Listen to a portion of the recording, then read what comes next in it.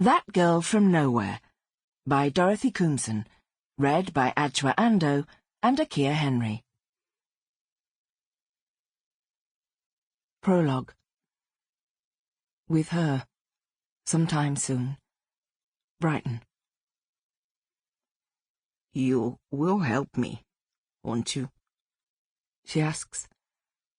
If I can, I reply. I wonder what she thinks someone she has just met will be able to help her do when she has a whole family down the hall in the living room who are at her beck and call. What is it you want help with? This woman, my grandmother, who has only really been in my life for the past hour, fixes me with a gaze that is determined and a little frightening, woven through with strands of defiance. Maybe I was mistaken. Maybe those outside this room aren't as devoted and loving as I thought.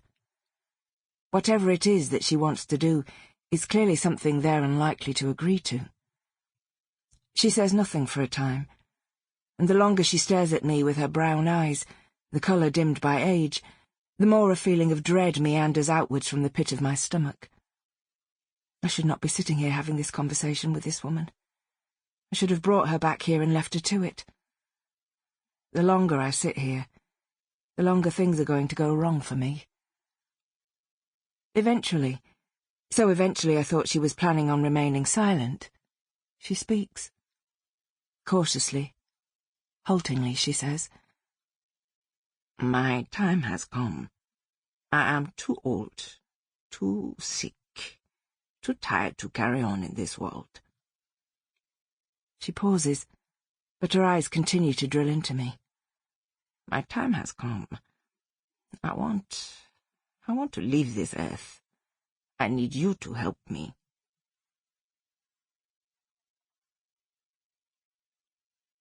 Part 1.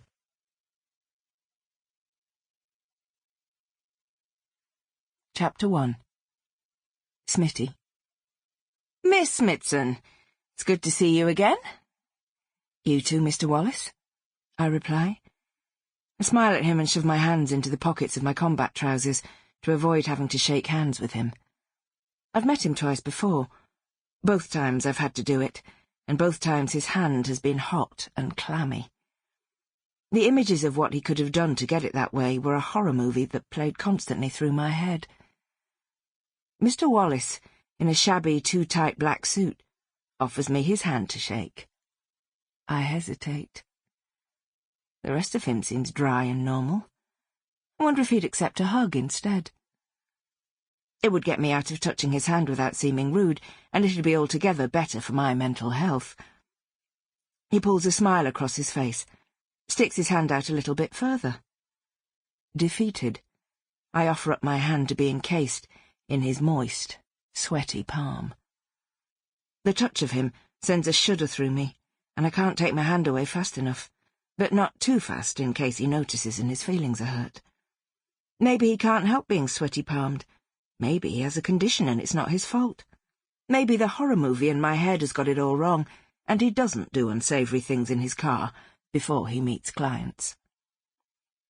Mr. Wallace's attention strays to the older woman with wavy brown, grey-streaked hair who stands silently beside me. He smiles curiously at us both, waiting for an introduction. Mum has obviously noticed how reluctant I was to shake the estate agent's hand, so has taken to holding her bag in both hands, rendering them incapable of being shaken when I do the introductions. Mr. Wallace, this is my mother, Heather Smittson, I say. Mum, this is the estate agent who's dealing with renting the flat.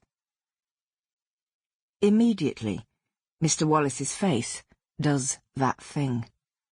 That thing most people who don't know my family do. He double takes, then rapidly moves his gaze from one of us to the other, wondering why the visuals don't match the words.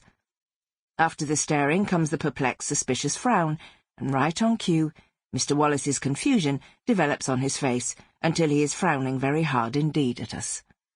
We're in the car park of a beautiful reddish-yellow brick Art Deco block of flats on Hove seafront. This is going to be my new home, the place for my fresh start. Everything bad is 300 miles away.